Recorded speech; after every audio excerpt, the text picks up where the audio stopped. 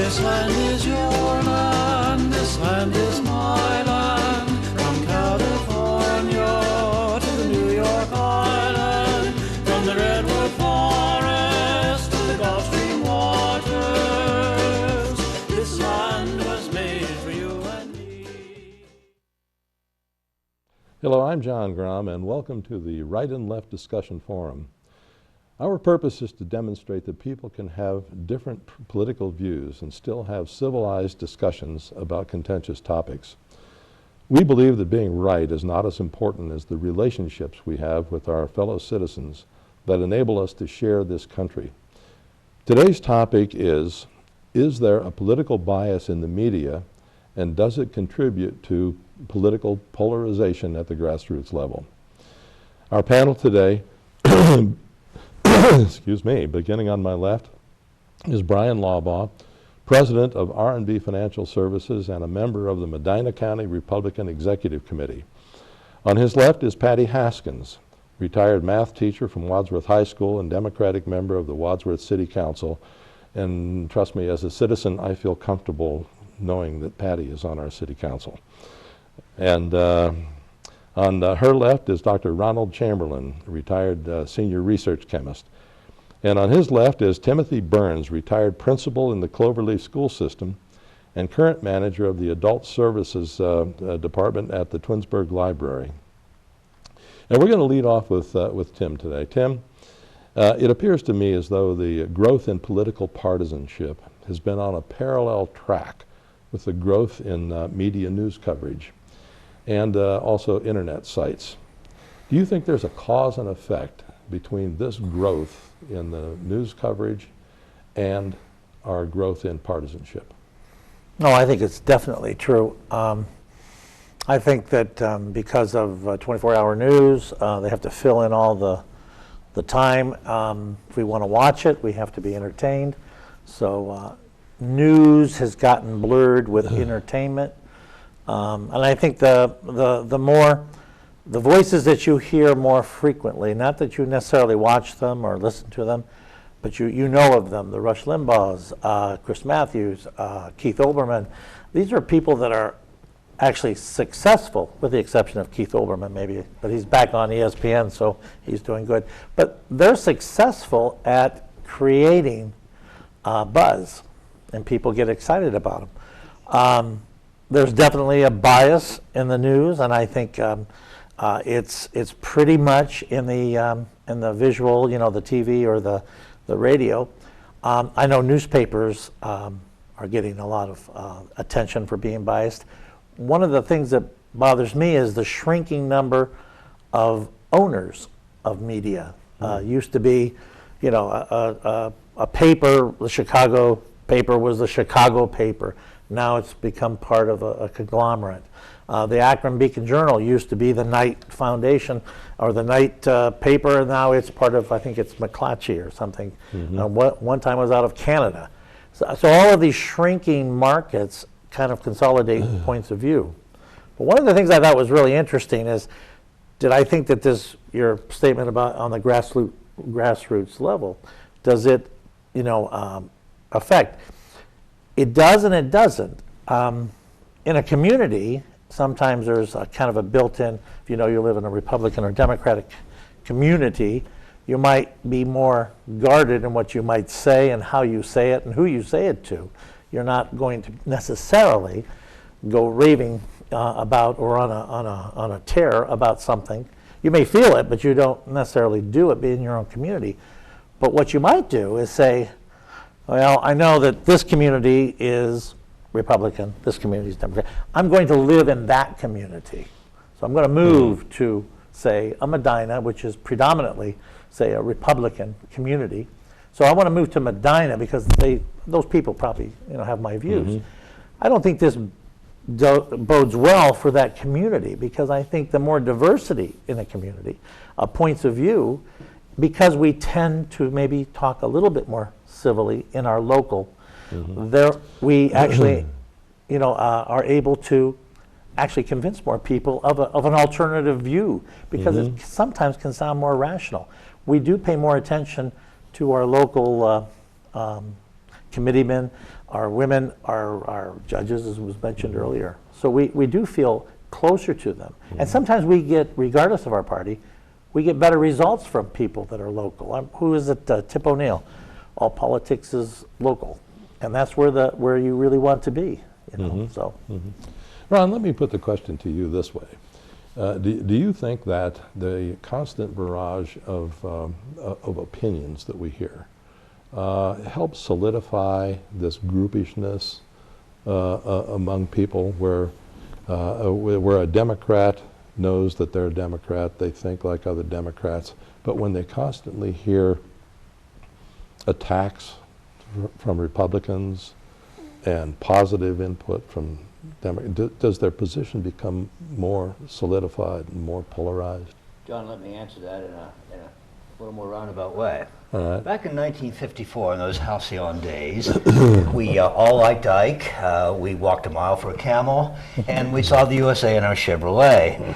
I was a freshman in college that particular year, and I took an elective course called Applied Psychology.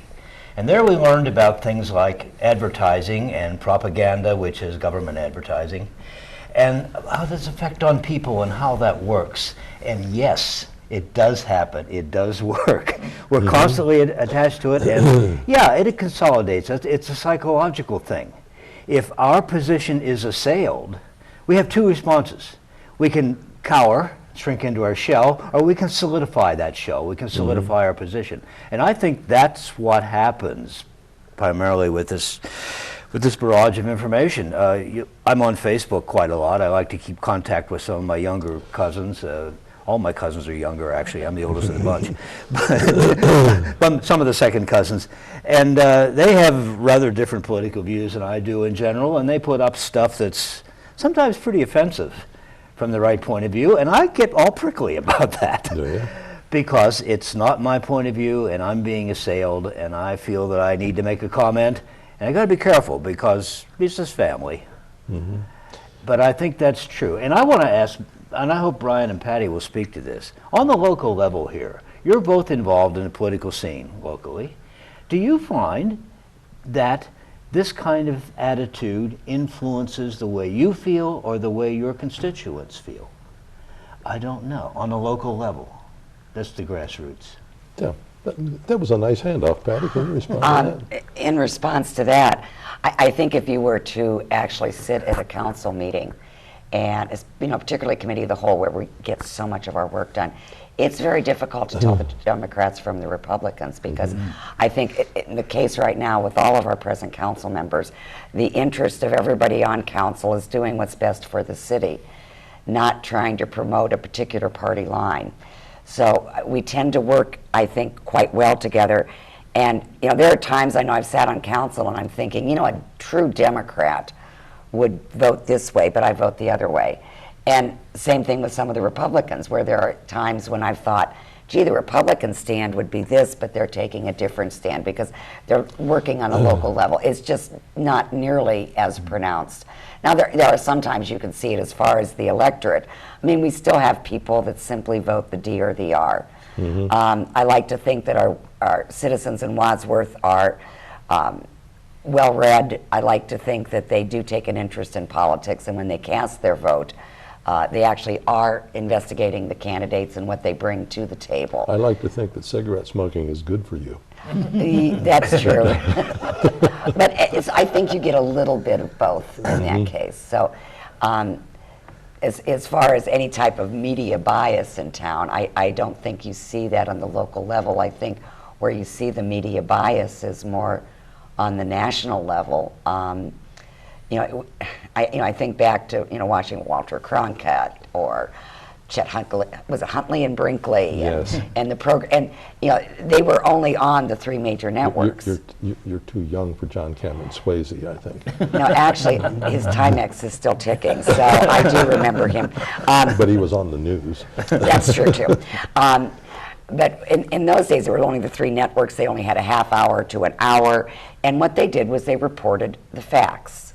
And that was where you got the facts. In our internet world today, with the technology that we have, before it's ever on TV, you've read about it on Twitter or whatever.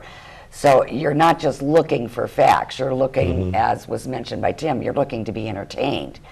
And so what we have in our 24-hour news stations is we have people that are trying to entertain, and they are presenting just anything they can, in some cases, unfortunately, to come up, to get you to agree with their viewpoint. And we have it on the right and we have it on the left. There's no difference, I think, between them. That's not new, though, William Randolph Hearst can be considered as being partly cause for the Spanish-American War because of fabricating facts for his newspaper. Oh, absolutely. It's called yellow journalism. Absolutely. And the thing is, I think, the 24-hour news stations are great. It is interesting sometimes, I think, when there's a crisis and they have a reporter there, because they're going to be on for 24 hours, they start just saying anything. I still remember watching, during that terrible Boston massacre, and they had reporters on the streets for hours just standing there. I see a light at the end of the street. I believe that's an ambulance. Yes. Just to come up with stuff, I know. To say. I think we as an electorate really need to recognize the biases that exist in networks. And the best way to combat that is to watch more than one network. If you watch a show on MSNBC, you watch a show on Fox News, and try to come up with what is actually factual in between that, and skip all of the exaggerated rhetoric, which so often is seen, particularly in the primetime hours. Yeah. Bryan, you're sitting there nodding your head. I don't know if you're in agreement or you're in deep thought. Or Patty pretty much said what I was prepared to say. I couldn't agree with her more. And the panelists, we're creating news just to entertain people. I brought a little quote here from someone that I've, over the years, have studied his life and appreciate the things that he said. And maybe I could just share a few little things with that, because, like I said, Patty, hit on a lot of the points that I'd like to, that I wanted to bring up. And he said this: without debate, without criticism, no administration and no country can succeed, and no republic can survive. And that is why our press was protected by the First Amendment, the only business in America specifically protected by the Constitution, not primarily to amuse and entertain, not to emphasize the trivial and the sentimental, not to simply give the public what it wants, but to inform, to arouse, to reflect, to state our dangers and our opportunities. And, that was by John F. Kennedy. I think we've gone so far afield of that in today's 24-hour news cycle. I watched some of the things with the Boston. I watched when the World Trade Center, when those came down. We even have Al Jazeera now. Yes. Being broadcast in our country. Yes. I've read some articles, from them. It's always good to see what other people are reporting about the I country. get their newsletter on email. You get their newsletter? You can sign up. Well, that's great. And I really think that the press, on both sides, whether you're a Fox fanatic or you're a MSNBC groupie, they both at times do a disservice to the electorate.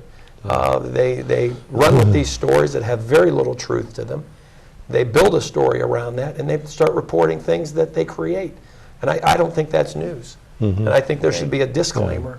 Well, Patty, that, Patty mentioned the old days, and I remember a little older days than that, before television, and listening to World War II reports by Edward R. Murrow and Douglas Edwards, and people on the radio.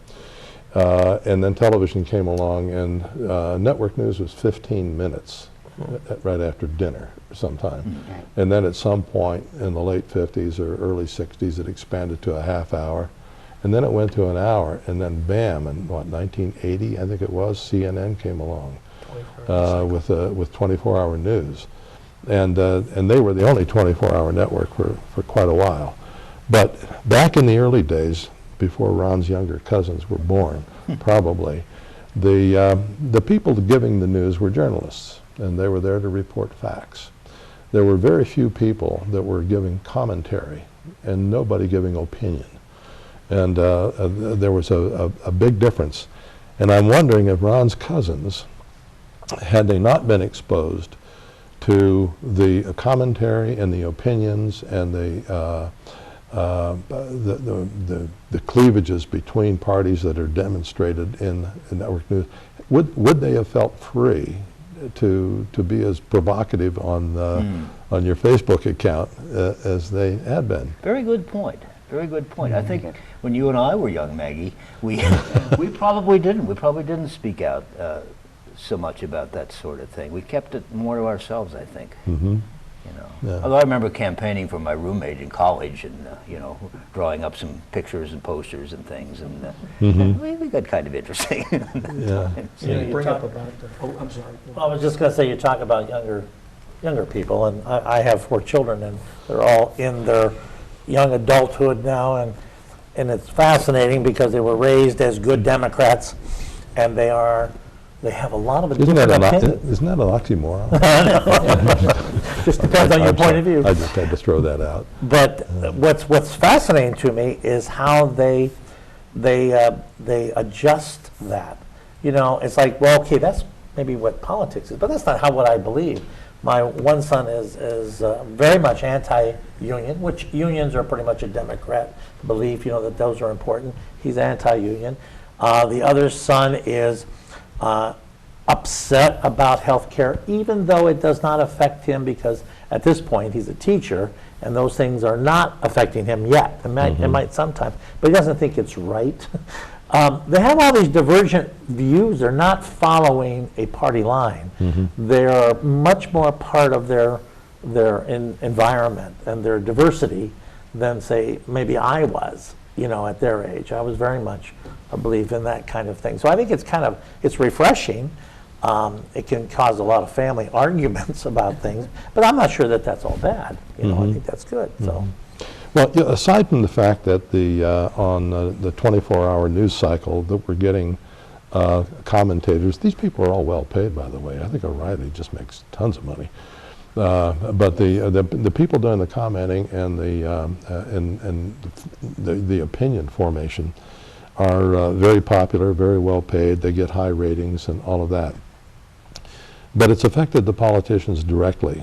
I am used to the idea that when I'm watching on television a congressional hearing, that Congress, depending on the party that's in power, will call a hearing at the drop of a hat in order to get a lot of television coverage and free campaigning and so forth. And I've also gotten used to the idea that the purpose of this inquiry is actually for the politicians to be getting FaceTime, free FaceTime. But yesterday was the most ridiculous extreme that I've seen yet. Kathleen Sebelius, who, by the way, is the daughter of a former governor of Ohio, and John Gilligan. There was not even any pretense of inquiry. The Republicans were attacking and insulting and doing everything that they could to put the Affordable Care Act in a bad light. The Democrats were doing everything they could to explain it away. Exactly. Hardly anybody asked a substantial question of the witness, or do you call him a witness? Anyway, Kathleen Sebelius, hardly anybody asked her any serious questions. So that leads me around to the question about television coverage of Congress in the first place. We're not going to be able to control the public's appetite for conflicting politics, but we can control whether or not Congress is going to be on television in their hearings and in their speeches from the floor where there's nobody there, and so forth. It's possible for voters to put, would you be in favor, if you had an opportunity to vote, to get rid of the cameras in the United States Congress? You know, it sounded initially like a great idea. To get rid of them. Transparency, openness. Oh, no, yeah. to have them. Oh, yeah. To have them. But as you say, grandstanding is a real phenomenon. So I don't know. It's been elevated to an art form. That was the same We're word I thinking was about. thinking, was grandstanding, and that was Yeah. what came to mind. You know, wouldn't it be a novel approach that people that were interested could actually read the transcript as opposed to seeing the FaceTime, then you could hear it. I felt the way you did when watching the questioning. It was the Republicans asking questions that you couldn't answer. I mean, they were phrased like, "Are you still beating your wife?" Yes. One of those. And the Democrats weren't asking questions that weren't, I mean, they weren't delving into anything or trying to come to some type of solution or find out what was going on. It was, gee, everything's okay. It really wasn't your fault. This program is good. So, you know, when you read, and then unfortunately, then when you watch the coverage of it, and I watched coverage of it on both a left-leaning station and a right-leaning station, and what they did was they picked out the congressman who was on their party line and showed their questions and answers and didn't show the other. So I think that really is indicative of the issue that we're talking about, is that the press is no longer, as far as my opinion, the watchdog of government.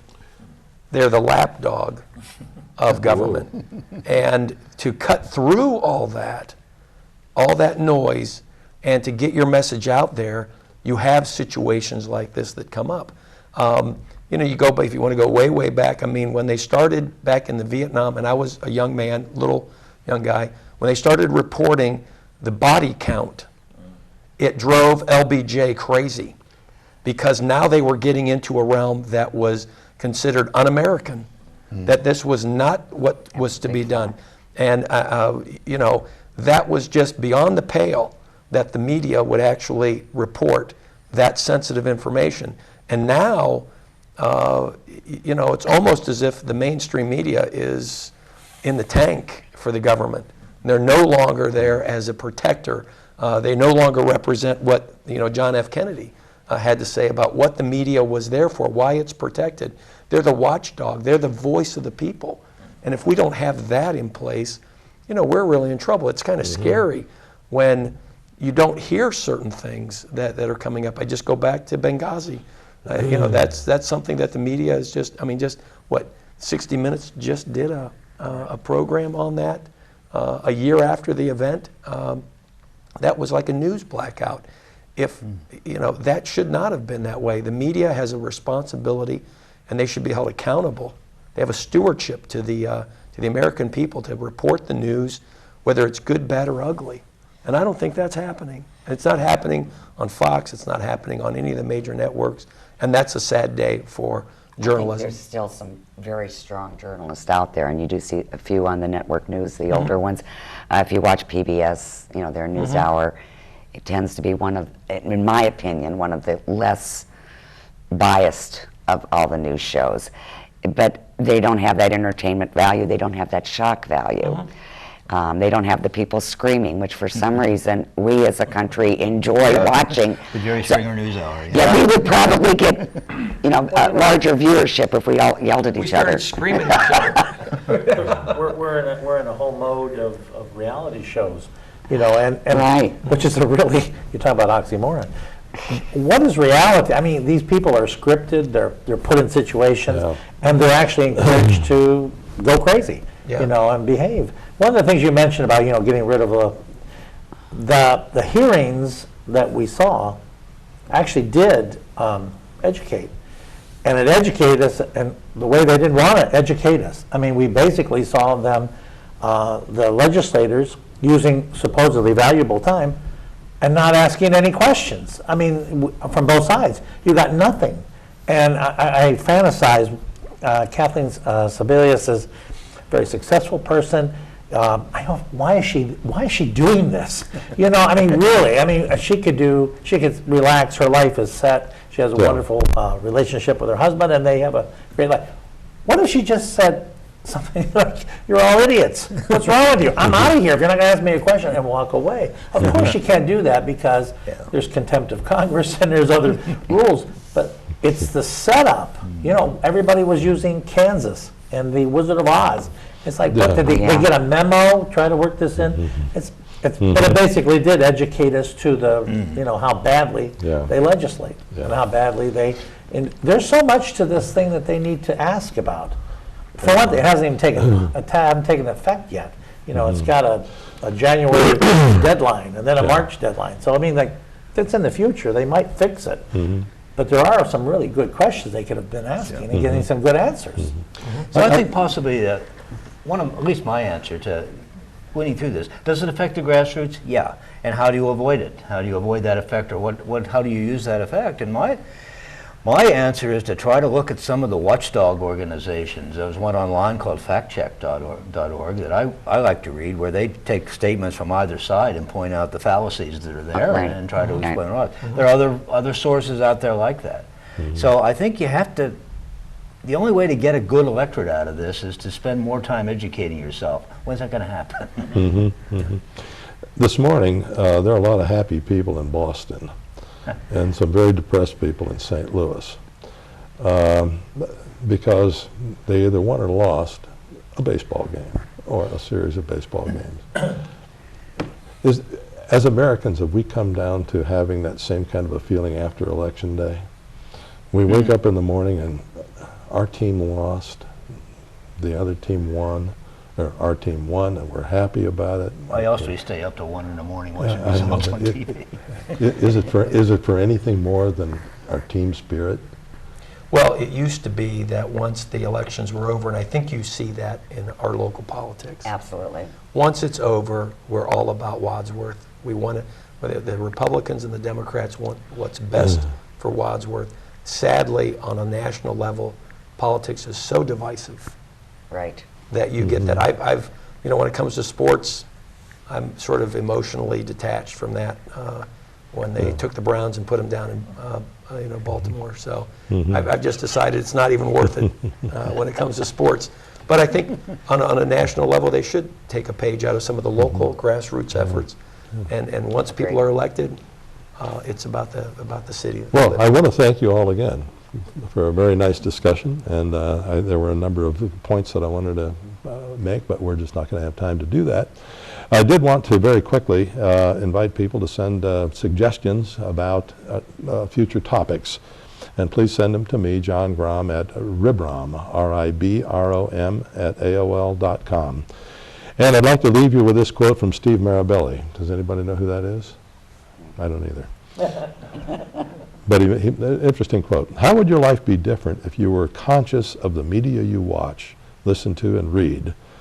Let today be the day you pay attention to what you feed your mind and your life. Create a nourishing environment conducive to your growth and well-being. Thank you.